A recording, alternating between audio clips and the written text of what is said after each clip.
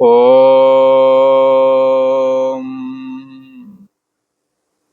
श्री योग वासिष्ठ के उपशम प्रकरण में श्री वशिष्ठ जी महाराज बोले, हे राम जी, यह जो माया में संसार है उसका नाभि स्थान चित्त है। उसका सेंटर कौन सा है? बोले नाभि स्थान। सेंटर कहते शरीर का नाभि स्थान को। इस माया का नाभि स्थान क्या? संसार में माया चक्र है, उसका नाभि स्थान क्या है? बोले चित्त। मन ही है, मन एवं मनुष्याणाम कारणम बंध मोक्षयो। मन ही बंधन और मुक्ति का कारण है। यही संसार का नाभि है, कारण है। जब चित्त बस में हो तब संसार चक्र का वेग रोका जावे। जब चित्त जानो तब ही कि अब हम जागे, जब मन खुद विषयों से भागे। जब चित्त बस हो, चित्त जब बस में होता है तो क्या है?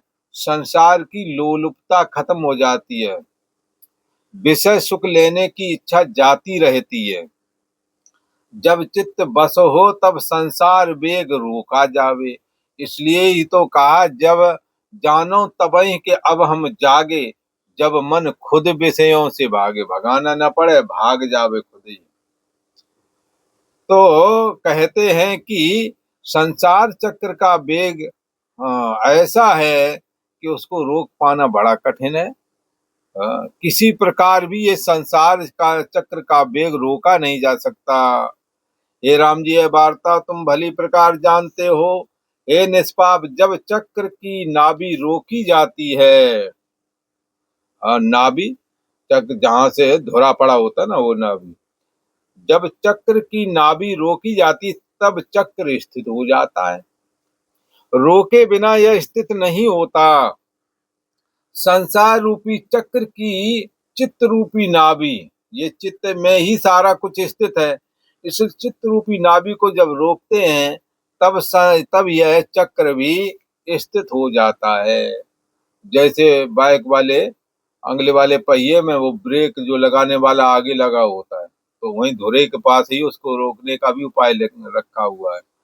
तो क्या है, ऐसे ही इस संसार चक्र को कौन रोके? तो उसको कहते हैं कि संसार चक्र भी जब चित्त को आप बस में करेंगे तो रुक जाएगा। ये कैसा है? संसार रूपी चक्र की चित्त रूपी नाभि को जब हम बस में करते हैं, विषयों से लौटाते हैं, तब यह चक्र भी स्थित हो जाता है, रुक जाता है। रोके बिना अगर चित्त को बस में ना करें तो रोके बिना, चित्त को रोके बिना यह भी स्थित नहीं होता। संसार रूपी चक्र जब तक चित्त को नहीं रोकेंगे ये स्थित नहीं होता। जब चित्त की स्थिति करोगे, रोकने का उपाय करोगे, तब हे राम जी जगत भ्रम निवृत्त हो जाएगा। और जब चित्त स्थित होता है, तब परम ब्रह्म प्राप्त होता है। परम ब्रह्म कब प्राप्त होता है? जब चित्त स्थित होता है। क्योंकि चित्त जब स्थित होता है, एकाग्र मन में अंतर्यामी आत्मा का प्रकाश झलकता है। इसलिए जानो तबै कि अब हम जागे, जब मन खुद विषयों से भागे। रोके बिना संसार चक्र स्थित नहीं होता। यह संसार रूपी चक्र भी स्थित तब हो जाता है जब चित्त को रोकें, और चित्त को रोके बिना यह भी स्थित नहीं होता। जब चित्त को स्थित करोगे तो जगत ब्रह्म भी निवृत्त हो जाता है। जब चित्त स्थित होता है तब परम ब्रह्म इसे स्वतः ही प्राप्त हो जाता है, क्योंकि वह प्राप्त है पहले से, केवल हम उसे जानते नहीं। इसलिए ये परम ब्रह्म परमात्मा कोई दूसरा नहीं, सो तू है, स्वयं तू ही है। शरीर मन इंद्रिय आदि के अभिमान का केवल त्याग कर दो, तब जो कुछ करना था सो क्रिया होती है। परम ब्रह्म परमात्मा का जब बोध प्राप्त होता है, तब जो कुछ करना था सो कैसा हो जाता है? किया हुआ होता है, किया हुआ हो जाता है। क्योंकि जिसने करा उसको आत्मा की सत्ता से ही शरीर इंद्रिय आदि सक्रिय हुए होवेंगे। तो जो कुछ किया सो किसने किया? जिसको जानने के बाद सब कुछ जाना हुआ जाता हो जाता है। ऐसा चैतन्य सत्ता आत्मा है, जिसको जान लिया एक बार सब कुछ जाना हुआ हो गया। तो जिसको देख लिया तो सब कुछ देखा हुआ हो गया। ये माया में संसार चक्र है।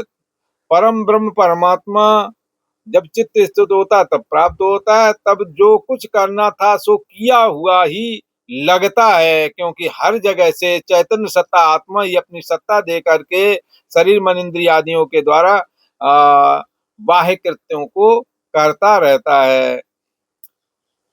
और तब जो कुछ प्राप्त होता है सो प्राप्त ही होता है। परम ब्रह्म परमात्मा की प्राप्ति होने के बाद कोई ऐसा थोड़ी लगता है कि कोई नई चीज मिल गई। लगता है ये तो हमें पहले से ही था, मैं मालूम, मेरे को पता नहीं था, न मैं बंदा था न मैं खुदा था, मुझे मालूम ना था। मैं दोनों इल्म से जुदा था, मुझे मालूम ना था। न जीव भाव ब्रह्म में सदा रहने वाला है और न ही माया ईश्वर भाव। न ईश्वर और जीव दोनों भाव ये माया आभासेन जीवीशौ करोति इति स्वतः। माया ने आभास के थ्रू जीव और ईश्वर बनाए हैं। कल्पिता एवं जीवेशौ ताभ्याम सर्व प्रकल्पिता। ये जीव और ईश्वर दोनों ही हमारे बड़े बड़े ऋषियों ने इनके नाम और वो सब बताया है। परम ब्रह्म परमात्मा ही ईश्वर मूर्ति धारण करता है और जीव मूर्ति भी परम ब्रह्म परमात्मा ही धारण करता है। तो यहाँ कहते हैं जो कुछ फिर जब परम ब्रह्म परमात्मा को प्राप्त होता तब जो कुछ करना था सो क्रिया वो किया होता है पहले से, कृत होता है। तब जो कुछ प्राप्त होता है सो प्राप्त होता है। जो कुछ प्राप्त होता है वो पता लगेगा ये तो पहले से ही हमें सब प्राप्त है। फिर कुछ पाना नहीं रहता। इससे कुछ तप ध्यान तीर्थ दान आदि को पाए हैं, उन सबको त्याग करके चित्त के स्थित करने का उपाय करो। श्री बसंत जी महाराज ये बात किसको बता रहे हैं? श्री राम प्रभु को बता रहे हैं कि यार चित्त को स्थित करने का उपाय करो। तो कहते हैं इससे जो कुछ तप है, ध्यान है, तीर्थ यात्रा है, दान आदि को पाए हैं, इन सबको थोड़े समय के लिए छोड़ दो और चित्त स्थित हो जाए, एकाग्र हो जाए। हाँ, चित्त के स्थित करने का उपाय करो। हे राम जी, संतों के संग और ब्रह्मविद शास्त्रों के विचार से चित्त आत्म पद में स्थित होता है। आत्म पद में कैसे स्थित होता है? तो बताए संतों का संग। संत कहते हैं जो सत्य स्वरूप आत्मा को जानता है, जिसका सबके प्रति आत्मीय पना का प्रेम है, वो और परमात्मा के चिंतन में ही जो डूबे रहते हैं, ऐसे लोग संत कहे जाते हैं। संतों के संग और ब्रह्मविद, ब्रह्म जो ब्रह्म को जानने हारे जो शास्त्र हैं, ब्रह्मविद शास्त्रों के विचार से साधुओं का संग करें और ब्रह्म चिंतन से संबंधित जो शास्त्र हैं उसमें ही स्थिति बनाने की जो कहते हैं यह ब्रह्मविद ब्रह्मैव भवति। ब्रह्मविद शास्त्रों के विचार से चित्त आत्म पद में स्थित होता है। जो कुछ संतों और शास्त्रों ने कहा है उसका बारंबार अभ्यास करना और संसार को मृग तृष्णा के जल के समान स्वप्नवत जा करके जानना। कैसा जानना? बारंबार आत्मा का तो अभ्यास करना है, इससे और संसार से बैराग करना है। संसार के पद पदार्थों से इन दोनों उपाय से चित्त स्थित हो जाएगा और आत्म पद की प्राप्ति होगी। किसी उपाय से और किसी उपाय से आत्म पद की प्राप्ति नहीं हो सकती। हे राम जी, कहते हे राम जी, बोलने चालने का वर्जन नहीं, न बोलने का न चलने का। बोलिए और दान दीजिए। ऐसा करने कोई रोकता तो नहीं, पर लोग लेते तो हैं पर देते नहीं। हे राम जी, बोलने चालने का वर्जन नहीं, बोलिए, दान दीजिए अथवा लीजिए, परंतु भीतर चित्त को असंग बनाओ, चित्त को आसक्ति रहित बनाओ।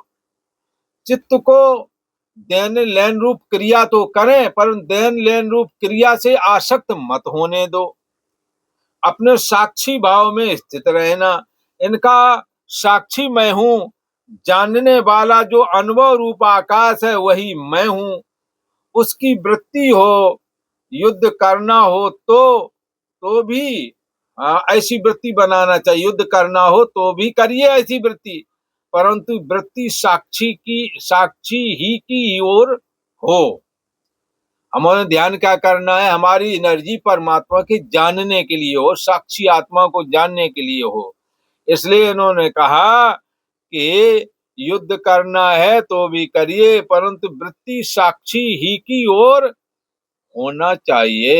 ये देखो बात भाई, मैं यह साक्षी क्या, उदासीनत्वे सति बोधा साक्षी, मैं उदासीन आत्मा हूँ, चेतन हूँ, ऐसा भाव रखते हुए कहीं पर भी वृत्ति को उलझना न दे, संसार के राग द्वेष में उससे भी हटा लो। अंत में जाकर वो साक्षी जो चैतन्य है और जानना पना करके जो भाव है, सा आत्मा, यही आत्मा है और इसी को ब्रह्म बोलते हैं। समष्टि में इसी को ब्रह्म बोलते हैं, व्यष्टि में उसी ब्रह्म को आत्मा बोलते हैं, साक्षी बोलते हैं।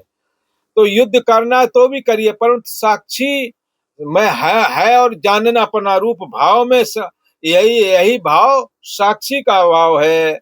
तो परंतु वृत्ति साक्षी ही की ओर अपने को बनाए करके रखना है, उसी को अपना रूप जानिए और स्थित हो जाइए। श्री वशिष्ठ जी महाराज कहते हैं, क्या कह रहे हैं, शब्द स्पर्श रूप रस गंध, ये जो 5 विषय इंद्रियों को हैं, हे राम जी इनको अंगीकार कीजिए, ये स्वीकार कर लो भोगों को, परंतु इनके जानने हर साक्षी में ही स्थित रहना, खाना पीना चखना सब कुछ करना, पर है और जानना पना मात्र जो तुम्हारे अंदर का साक्षी आत्मा है, उसमें ही मैं बुद्धि को स्थापित रखना। कभी भूल करके विषयों में बुद्धि शब्द पर रूप रसगंध में ना चली जाए, स्त्री पुरुष में ना चली जाए। जो निज स्वरूप है वही तो चिदाकाश है। जो निज स्वरूप कौन है, इंद्रियाणी पराण्या और इंद्रियभ्या परम मना मनसस्तु परा बुद्धि यो बुद्धि परतस्तु सा। बाहर जगत के परे इंद्रियां, इंद्रियों से परे मन है, मन से परे बुद्धि है, यो बुद्धि परतस्तु सा, जो बुद्धि से भी परे ऐसा आत्मा सब विज्ञेया, यही आत्मा, इसी को जानना है, समझना है। जब उसका अभ्यास बारंबार कीजिएगा, कहते हैं कि ये साक्षी भाव में स्थित रहिए, शब्द स्पर्श रूप रसगंध जो 5 इंद्रियों के विषय, इनको अंगीकार करिए, परंतु इनके जानने हारे बनकर साक्षी भाव में ही स्थित रहिए। जो निज स्वरूप वही तो चिदाकाश है। जब उसका अभ्यास बारंबार कीजिएगा तब चित्त स्थित होवेगा और आत्म पद की प्राप्ति होवेगी। हे राम जी, जब तक चित्त आत्म पद में स्थित नहीं होता तब तक जगत भ्रम नहीं जाता। इस चित्त के संयोग से चेतन नाम जीव है। चित्त जब अंतर्यामी आत्मा के अत्यंत समीप होता है, अत्यंत नजदीक होता है, तो चित्त क्योंकि विशुद्ध सतो गुणी तत्व है, इसका उपादान चित्त का, इसलिए चित्त अंतर्यामी आत्मा का प्रतिबिंब ग्रहण करता है। इस चित्त के संयोग से चेतन का नाम जीव है। यही चेतन जब चित्त से जुड़ जाता है तो इसी को जीव कहते हैं। और जब चेतन जीव, जब यही चेतन ब्रह्म जब चित्त से जुड़ जाता है तो जीव हो जाता है। जब चेतन का अंत तो होता नहीं, पर जीव जब हट जाता है, पहले जुड़ा हुआ था आत्मा से, पर आत्मा से जब हट जाता है तो जैसे घट के संयोग से आकाश को घटाकाश कहते हैं, पर जब घड़ा नहीं है, पर जब घड़ा टूट जाता है तब महाकाश ही रहता है। तो ऐसे चित्त का नाश होगा तब यह जीव चिदाकाश स्वयं ही हो जाएगा, जब चित्त का नाश होगा। और ये शरीर जो हम आप अपना अपना देख रहे हैं, ये चित्त का ही यह स्थूल रूप है। यह जगत भी चित्त में, यह जगत भी चित्त में स्थित है। बाहर जो दिख रहा है ये बाहर नहीं, अंदर में है ये जगत, ऐसा कहा गया है। चित्त के अभाव होने पर, जब चित्त का अभाव हो जाता है तो जगत ब्रह्म भी, ये जगत जो भ्रम है, जगत वाला भ्रम है, ये शांत हो जाएगा। कौन कह रहा है? श्री वशिष्ठ जी महाराज कह रहे हैं। किससे कहते हैं? श्री राम प्रभु से कहते हैं। हे राम जी, जब तक चित्त है तब तक संसार भी है। जब तक चित्त है तब तक संसार है। जैसे जब तक मेघ है तब तक बूंदे भी हैं, और जब मेघ नष्ट हो जाएगा तब बूंदे भी न रहेंगी। जैसे जब तक चंद्रमा की किरणें शीतल हैं तब तक चंद्रमा के मंडल में तुषार रहता है, तैसे ही जब तक चित्त है तब तक संसार भ्रम है। और जैसे मांस का स्थान शमशान होता है? और वहां पक्षी भी होते हैं और ठौर ठौर इकट्ठे, वहां पक्षी भी होते हैं और ठौर वह इकट्ठे नहीं होते। दूसरी जगह ये पक्षी क्यों नहीं इकट्ठे होते हैं? परंतु जहाँ शमशान भूमि है वहां इकट्ठे हो जाते हैं, क्योंकि उन्हें दूर से दिखता है यहाँ मांस है। और जहाँ मांस नहीं वहां पर ये पक्षी भी इकट्ठे नहीं होते हैं। तैसे ही जहाँ चित्त है राम जी, वहां राग द्वेषादिक विचार भी हैं, और जहाँ चित्त का अभाव है वहां विकार का भी अभाव है। हे राम जी, जैसे पिशाच आदि की चेष्टा रात्रि में होती है, दिन में नहीं होती, तैसे ही राग द्वेष भय इच्छा आदि विकार चित्त में होते हैं। जहाँ चित्त नहीं वहां विकार भी नहीं। ऐसा कहा और आज इतना ही।